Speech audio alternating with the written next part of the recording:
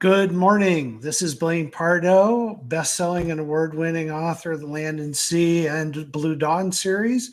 And this is Writers Fix Problems. Now, today we've got joining us Mage Leader. Mage, welcome to the show. Howdy. I love this show for a lot of reasons. It's a lot of fun for me. I get to interview writers who I want to and whose books I've actually read. And sometimes it's established authors, other times it's new and upcoming writers. Now, we're going to be talking with Mage Leader about his first new Western novel, And Hell Followed With Him. So the first thing we always do, Mage, just so you know how this goes, is we torture you a little bit as a writer. Okay. This is your baptism by fire. We actually do a live review of your book, and you have to sit there and try to smile and pretend it's fun. Okay. Easy. So, this is, believe me, if your book sucked, you wouldn't be on the show. So look, I'm a latecomer when it comes to Westerns. I've just started reading Louis L'Amour, and I love Mark Greathouse's books. I believe that Westerns are uniquely American genre. Just saying the word Western conjures up images of gunfights, good versus evil, and hard men making harder choices to either survive or to bring about justice. And there's something very wholesome about Westerns. And I think that their stories and stuff are gripping. It really touches on something that's uniquely American. They're often about personal redemption, and they're about characters who are in search of themselves. Now, Mage Leader has started his writing career with a bang. Actually, more than one, because it is a Western. It's a short novel, but entirely enjoyable. The character is well conceived. And the story's pacing goes from a trot right into a full gallop, which I really liked about the book was the pacing. New authors can struggle with pacing. That's not the case with this book. It is a polished story, as if it's been written by someone who's been cranking out novels for some time. And I think for all of us, that's a good omen when you're looking at a new writer and a new book.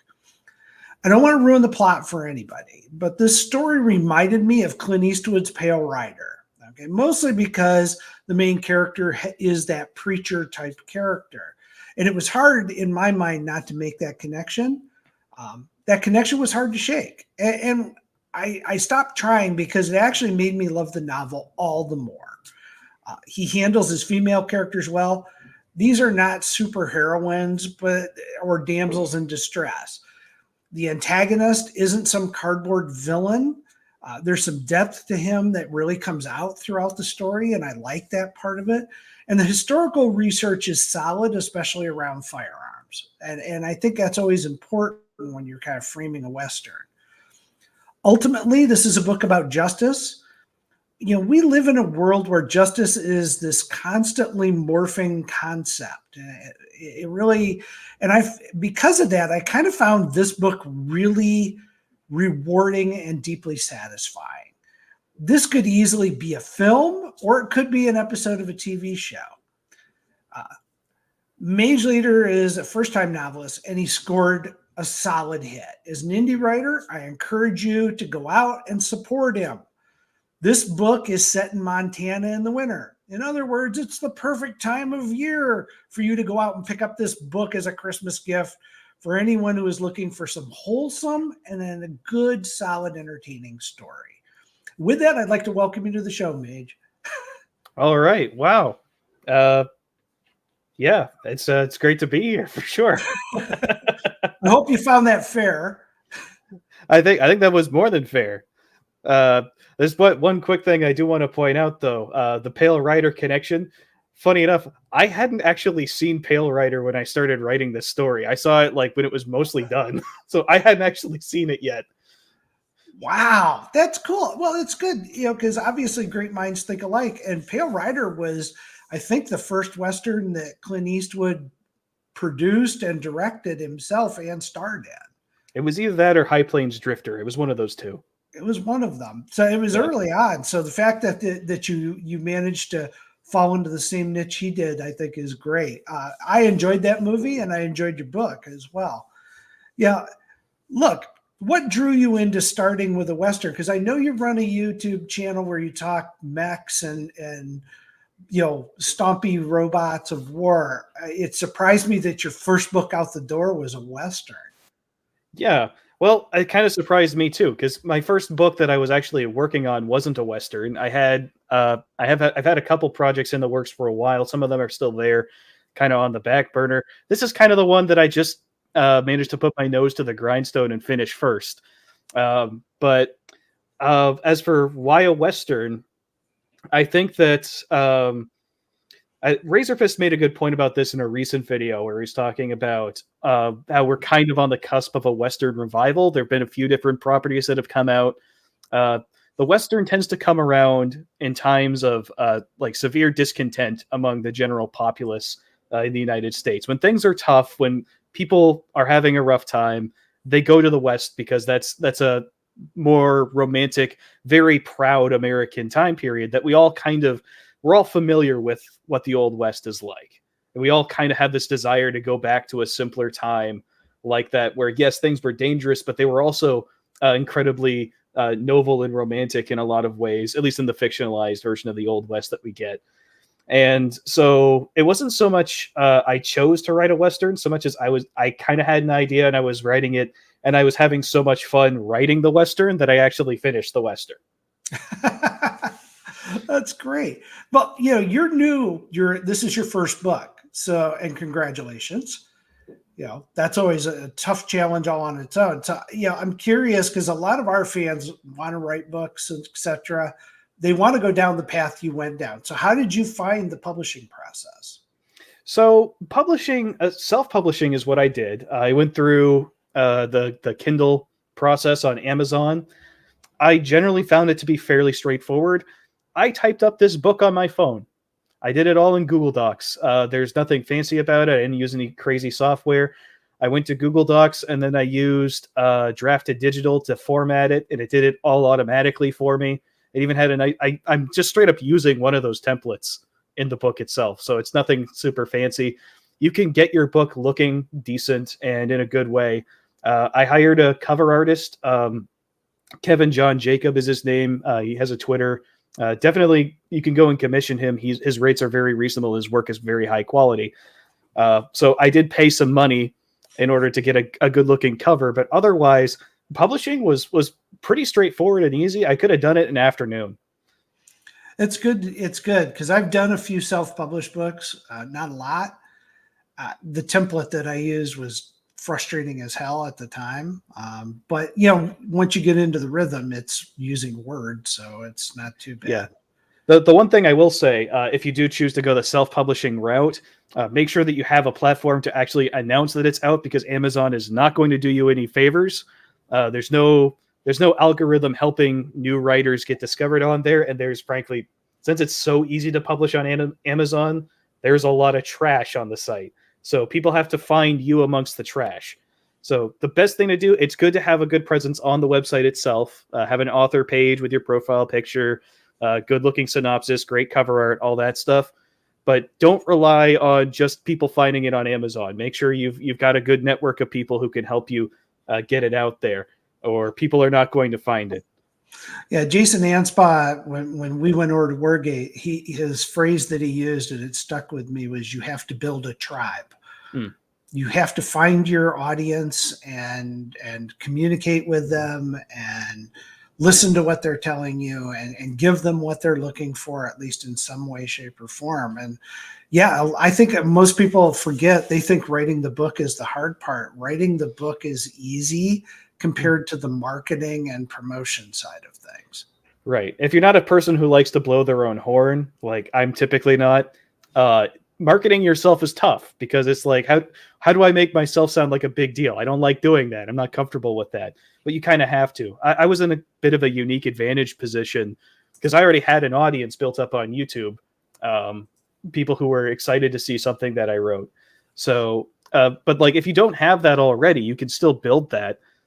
Don't feel like just because you aren't a big deal right away that no one's going to want to read what you write. You just kind of have to network with other writers, make some friends. You know, if you're a decent person and people like you, they'll help promote your stuff for you. It's a lot of this is word of mouth. So word of mouth relies on people knowing each other and actually caring about what the other person has to say. So that's really one of the bigger aspects of it, I would say. Oh, it definitely is a big part of it. I don't enjoy it, but I've had to come to accept that that's just part of who I am. And it's not a one-time thing. I think a lot of new authors go, well, I'll spend a week promoting my book and I'm done. And it's like, a lot of times when you post stuff, it doesn't go up on Twitter's feed initially, depending on how the algorithms are running. You've got to put it out there several times. So, okay, Westerns are not an acquired taste. They're a taste, as you pointed out, you kind of gyrate to, especially when times are bad. So what was your favorite Westerns? What's the inspiration behind all of this? Because you don't just jump into a genre that you haven't either read or watched or enjoyed. So what were some of your favorite Westerns and how did they inspire you? Okay, I've been ready for this one. The biggest single inspiration as far as Westerns are concerned is The Rifleman, which is, for those who don't know, is a classic, I want to say 1960s? It's 50s on or 60s? TV every day for an hour at 4 o'clock Eastern. Yep. So The Rifleman is a fantastic Western show that the thing that appealed to it to me, there's a lot of classic Western shows like Have Gun, Will Travel, that type of thing. Their main characters tend to be these very stoic, kind of gruff gentlemen, who are, take no nonsense from anybody. And, you look at me wrong, I'll draw my gun and put 6 rounds of lead into you. The thing that I like about The Rifleman is that the main character is a loving, caring father to a young boy. And the dynamic that they have, it has a very comfortable feeling to it. Like he's still perfectly capable of throwing down and spitting out a good amount of lead when the situation calls for it. But more than anything else, he's a good father. And I feel like we don't have enough media that has just nice families in it, good, strong father figures, kids who love their dads who love their kids. There's just, even in a lot of the independent stuff that's come out recently, everyone has daddy issues. It's a joke about how every Disney character, their mom is dead, or characters who start out as orphans. It's nice to have someone who, even if they're not a father per se, or they are a father figure, someone who's actually caring about other people. And I think that's what the Rifleman particularly brought to the table. And there's elements of other stuff in there. Pale Rider kind of after the fact, because Eastwood's character in that is also a fairly just nice guy throughout most of that movie. He's there's the young girl character in that movie who has a big crush on him, and the way he handles that very gently, very in a fatherly sort of manner. I thought that was very good. So yeah, I think that it's that element that I wanted to bring through the strongest when writing my own Western. Oh, that's great. Another good one. If you like Chuck Connors in that role, you got to watch Branded. I have seen a little bit of Branded. It is good. Branded is it's one of those great unsung stories of the Old West that I thought was wonderful. And it has a great theme song. It's one of those rare TV shows that had a theme song that actually explained what the show was about. Yeah. Yeah. Like how Bonanza used to. Yeah. Star Blazers was the other one. Star Blazers had the best theme song because it told you this is what the entire season's going to be. Yep. The Beverly Hillbillies. Oh yeah. Oh, there's a funny side story I'll tell you at some point about that. Awesome. But the what I thought was interesting too is you wove in some very light Christian overtones into this book, and both to the story and the characters. And how did you approach that in the book? Because I think you did it in a very respectful way. You didn't push an agenda at all, but there was a weave of Christianity there, which was an important factor for people who lived in the Old West. Their faith was very important. And I thought it was good that you recognized that and actually hit on it. So I'm curious about your perspectives on that. Yeah, for sure. So I am a Christian myself. I grew up, I'm the son of a pastor. So he's still an active pastor today. And he's got to be pretty proud of this book then. Well, he enjoyed it. I know that when he read it. So we haven't had a chance to really talk about it in depth since I gave him the copy. But I do know that he liked it. And yeah, there's a lot of my dad in this story.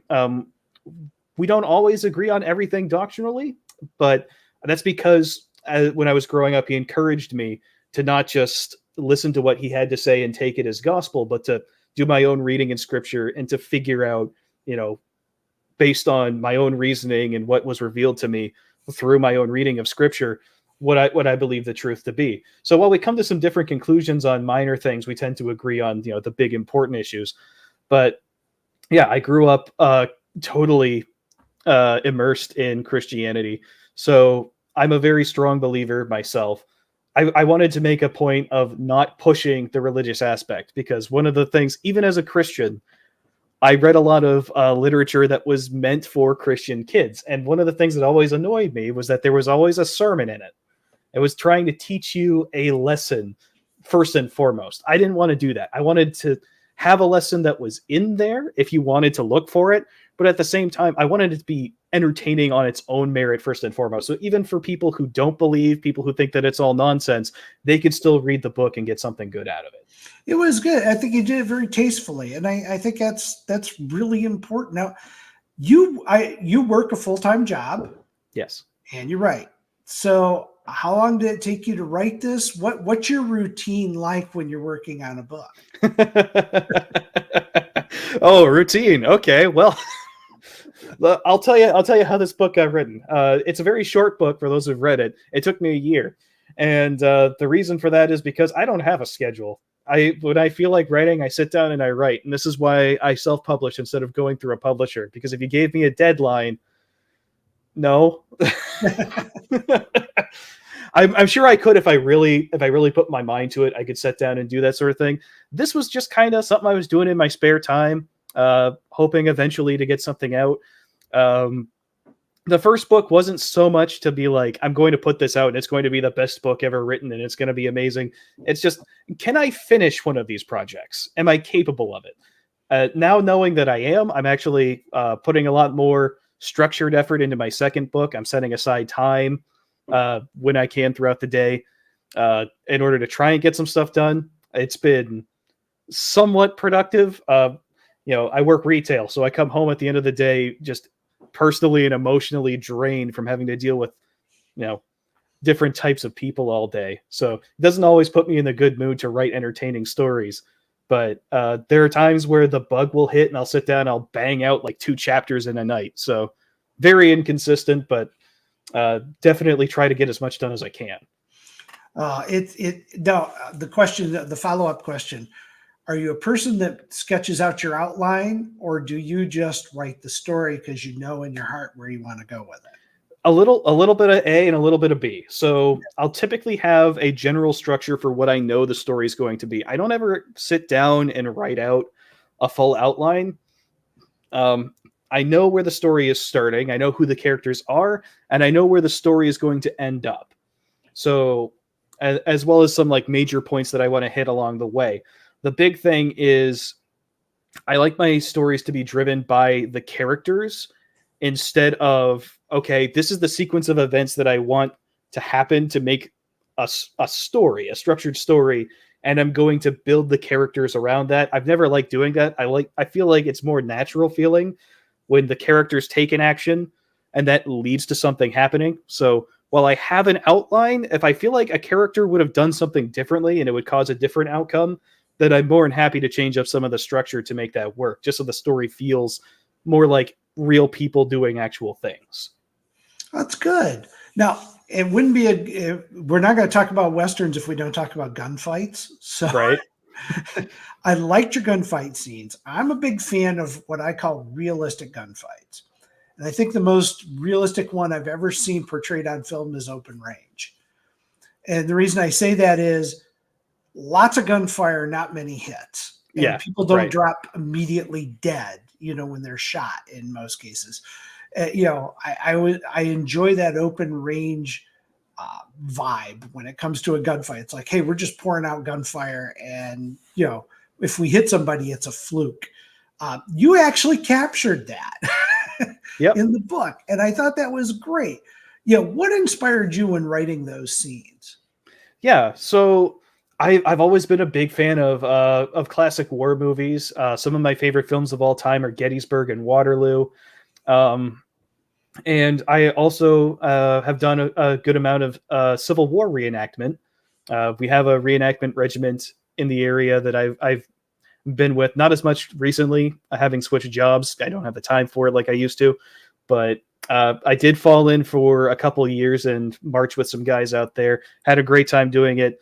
You do a lot of research on the battles that way, and one of the things that always kind of stood out to me is how much shooting is done. Because you shoot something with a musket. I mean, a Civil War musket is good to about 200 yards or so. But even if you're a good shot, the circumstances of combat, when you've been in a reenactment, you kind of get a feel for it. You're not taking accurate shots. For one thing, you can't see anything. There's smoke everywhere. Like, you can't see what you're shooting at a lot of the time. So, yeah, I guess it wasn't really intentional. I didn't write that with that in mind. It just kind of fell out that way, because that's, I've never been in combat, but I've been in reenactments of combat, and that's kind of what I assumed it would feel like. It was good. I mean, I really enjoyed it. Like I said, Open Range is one of my favorites in terms of watching a gunshot battle, and you totally nailed it. You totally nailed it, even if that wasn't intentional. Watcher, I'm curious, do you or anybody out there have any questions before I start hitting the last couple here? I unfortunately was unable to get to the book before we got here, and I feel very bad about it now. Really bad. I really wanted to, I promise, but life is getting a little bit insane. Hold on just a second. I did like see if there's anything. I did like ammo is currency. 2 chapters a night. Quick, get Sibley this guy's phone number. Yeah. Mark Sibley's we've been waiting for his sequel to Bongo Moon for so long. I do like something that's more of a comment than a question from fellow host of the CFC program, Joe Dolio. It says, good way to do at Mage Leader. I just toss one verse in per chapter, and it's brought many to the truth. So yeah. I do have a full sermon in there, but the thing is, well, I say full sermon. It's the tail end of one that we pick up on toward the start of the story, because he's a circuit riding preacher. He's going to preach while he's in town. That one, I actually kind of wrote it for the Christians in the audience as opposed to the non-believers.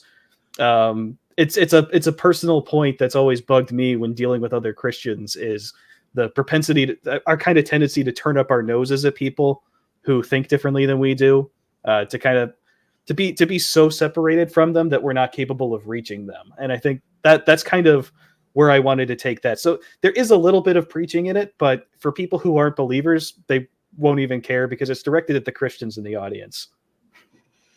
Yeah, I mean, Joe does a great job because he kicks off every chapter with a religious quote that's related to the chapter, which always impresses me because I would be struggling to find those quotes. Yeah, I'm going to say I'm not clever enough to pull that trick, but that's definitely cool. But it's, Um, I think what's great is, both you and Joe, you don't shy away from the fact that you're Christian. And we're in a society now where you look at what's going on these campuses, et cetera, with anti-Semitism, et cetera, where suddenly you've got one group telling another group you can't have the religion you want. It's refreshing to hear somebody go, look, I'm a Christian and I'm kind of proud that I'm a Christian, and I don't care if you're not. All right. Well, you're not supposed to hide your light under a bushel. You're supposed to let it shine before men. We're called to be what it was explained to me as salt and light. Light drives out darkness wherever it can, but more often than that, you notice it. When you're in a dark place, people see that there's light over there. It stands out. Salt is the same way. You take something that doesn't have salt in it, you put a little bit of salt in it, and it changes the entire thing. Like, you notice that it's there. So yeah, our whole thing is to be noticeably different. Yeah, I mean, it was really good. Now, a lot of people out there, as I said before, really want to go down the path you've done. And you don't realize it, but you become an inspiration for other people to write books. Okay. And, the minute you put something out there and go, look, I'm just going to roll the dice here and hope I get boxcars, this is going to be good. Having gone through it, what advice do you have for somebody out there who's going, well, I've got an idea for a book, but I don't know if I want to go down this. Is it worth it? What can you tell them that will help get them over that hump? Yeah, so there's a couple things. One of them is to just give it a try. Like, you may actually be better than you think you are. You may also be worse than you think you are. That's fine. But you might actually end up being better than you think you are. I am my own worst critic. Definitely, for sure. I'll get through writing something that I wrote, and I'm like, this is terrible. What did I do? This is a disaster. Get yourself a reader who you trust, someone who isn't going to kiss your backside, someone who isn't going to be needlessly harsh. Now, this is one of the reasons why having friends is a very important thing to this process. They don't only help you market, they help you create. So I've got a couple of guys that I submit my work to. One of them is Oswald, the artist that I've been trying to push because his work is really great. He also helped me write this book. He reads a lot of it. There's also Delta 505, who is one of my beta readers. He helps me find grammatical errors and spelling errors or things where my wording isn't super clear. So I've got a couple of beta readers who are really good. And I think it's important not only to ensure the quality of your work because it's going out to someone else. It's also encouraging if you get it out to somebody and they're like, hey, like, here's some things you can do to improve it, but I like it. I like where it's going. So you get someone who's actually kind of excited to read what you put out next. It's a motivator to keep going. And hi, Delta. Hey, Delta. Yeah, absolutely. But no, it's a big deal because there were a lot of times where I was feeling down, like this is a terrible story, or but one of the worst things you could do, this big piece of advice, don't go looking online at other writers and their writing advice while you're in the middle of the process of writing, because you will start looking at what you've written and you'll be like, this is terrible. I have to start all over. Don't do that. Don't do that. Okay.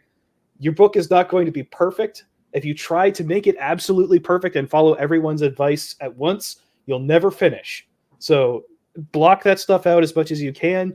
Read it when it's done. When your book is done, you can go back and look at stuff like that and learn some lessons for next time. Don't do it while you're writing. But yeah, no, it's a big important thing, because I get all discouraged about that, and having another reader there who says, but I actually was enjoying it, so it's actually pretty good.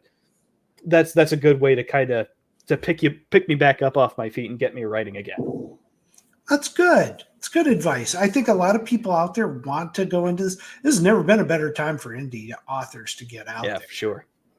And you got to roll up your sleeves and write. So one thing I always tell people, the thing you actually have to do is write the story. Yeah. Get the story done. You can massage it after that. Yeah. Another one more thing. So you mentioned before that it sounds like I've written before. It's because I have. I was a fan fiction writer for a long time. Now, don't let people poo-poo fan fiction. A lot of guys say that they want to tell a story, but they don't know how to make a world and characters. You can learn how to do that. And a great way to cut your teeth is actually with fan writing. You go into a world that someone else has made and you make a good story in that world. You can do it. that's a great place to practice, I find, because there's no risk. Like if it's not a good story, people won't read it and it'll vanish in the sea of other, terrible fan fiction and no one will ever care. So it's very low risk. But if people like it, you'll get feedback, you'll get it immediately, and you'll get it from very passionate people. And you'll get it from people who will very happily point out the mistakes that you've made. So it's a great way to learn and actually get started. So don't be afraid to try something other than a novel to start out. You don't have to go right in with a book. You can start small and work your way up. That's a great way to do it. Yeah, I'm not a huge fan of fan fiction, mostly because I found about 90% of it is just vomit worthy. Oh, it is. God. But that's why it's so low risk, is because if it's bad, it vanishes in the sea and no one will even know you ever did it. Well, but you are right. If you do write something good, people will gyrate to it, and they'll tell you. It's hard when you're dealing with the fanfic audience, though, whether they're being open and honest or whether they're just trying to cut your hamstring there. It's a good place to grow a thick skin. I will definitely say that, because you'll deal with some interesting people there. So I think it's a great proving ground. It's a great practice area, because if you can succeed in fan fiction, you can succeed anywhere. That's true. That's the place that already has a massive stigma against it. So if you manage to get into a spot where people look at your fan fiction and say that's actually pretty good, you're doing good, because most people hear fan fiction and they run the other direction, rightfully so most of the time. Yeah, it's somebody asked me once, they said, where would be the best place to learn writing? I said, if you can get your letter published in Penthouse Forum, that's a good starting place. it's that level, and sometimes. Yeah, exactly. If you do it well, then you're pretty good. So, are you working on another book? What are we going to see next from you in printed form? Yeah, so I am working on another book. I've got a heist novel in the works. So I've been a big fan of those types of stories. I like lovable rogue type of characters, so I wanted to write one about that. And within the past couple years, I got into Lupin the Third, which is an anime series that is absolutely phenomenal. And I was like, we don't really have an equivalent to this. The Lupin the Third anime itself is based off of the character of Arsène Lupin. I forget who wrote those original novels, but they're very old books. And I was like, we don't really have anything quite like that over here, or at least we haven't in a very long time. So I thought, well, I think it's a good time to maybe put some of that out there. No one else, as far as I know, in the indie space is really doing that sort of genre. The story is set in the 1930s, 1934 specifically, and the heist is taking place aboard the ship RMS Olympic. So, sister ship to the Titanic. Yes, the more successful of the three Olympic class vessels, the original Olympic.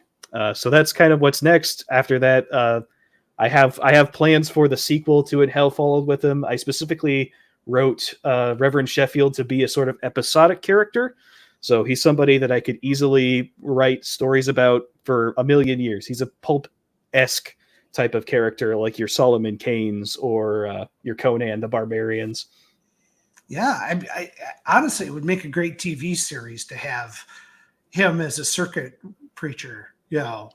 Well, like I said, it's inspired by The Rifleman, so the same sort of idea. You have the same core character every time. You give him a new problem to solve, and I mean, his position as a circuit riding preacher means he can just show up into any town, and it's like, oh yeah, this is just one of the ones on my route. Yeah, my route has like 5,000 towns on it. No big deal. And if it's like the old westerns, they all look the same. Exactly. Yeah, it's the same set every week. Yeah. Well, look, Watcher, do we have any other new questions or comments that have come in?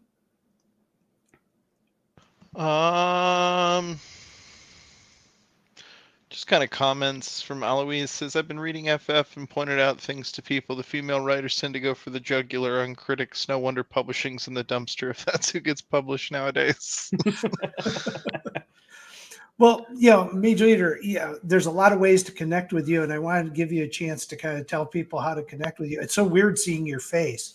Oh yeah, this is the first time I've actually shown my face on any public outing. So face reveal, hi, surprise, this is what I look like. So Wow. for those of people who like leaving nasty comments on my Twitter feed, now you have visual ammunition to throw with it. So Oh, go no. to town, guys. Let's see what you got.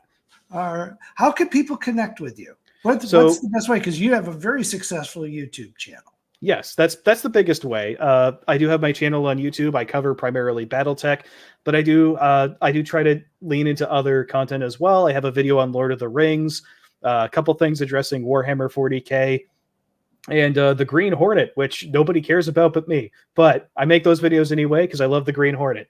Hey, the back of my black SUV, I have a Green Hornet decal. Beautiful. I love it. Yep, the Black Beauty. But yes, so there's that. I mean, I've got a Transformers project in the works. So if you like Transformers, it's your lucky day. But yeah, the YouTube channel is the big one. You can follow me on Twitter as well. That's really the only social media that I use, just because it's what you do if you have a channel. You have a Twitter. It's what, you know. So you can follow me on Twitter. I'm a lot less filtered there than I am on my YouTube channel because that's more me personally than it is me addressing people as Mage Leader. So that's another way if you want to get me kind of a raw and unfiltered. All right, great. Now, the name of the book again is And Hell Followed With Him. It's a great Christmas gift, especially if you've got somebody who just enjoys a good, wholesome story. All right. So support an indie writer here, guys. You know, cut the guy, buy the book. You're going to enjoy it. And it's just fun. And don't we deserve that at this time of year? I think you guys deserve a good time. I think everybody does. Well, look, I want to thank you for coming on. You've been a great sport. I'll be posting this review up for you on Amazon because you've earned it. I bought my copy of your book. I didn't mooch a copy from you. I actually went out and bought the day you announced you had it for pre-sale. Yeah. The thing is, I offered to give this guy a free copy, and he bought a copy and said authors get paid, which was one of the coolest things that's ever happened to me. So very much appreciated. Yeah, I try not to mooch the books unless it's from the publisher directly. But if it's an indie, hey, man, I'm going to go buy your book because you deserve the check. Well, look, thanks for being on, Mage Leader. Thank you, watcher, once again. Folks out there, if you haven't, click the subscribe and like buttons. That always helps us. Share this out to your friends, especially if they're trying hard to find a good Christmas gift. This is a good way to at least tell them, hey, this has been vetted. Thank you all for coming on. Thank you, Mage Leader. And thank you, watcher. Hank, it's thank good to you, be Blaine. here. Merry Christmas, everyone. Merry Christmas. Merry Christmas.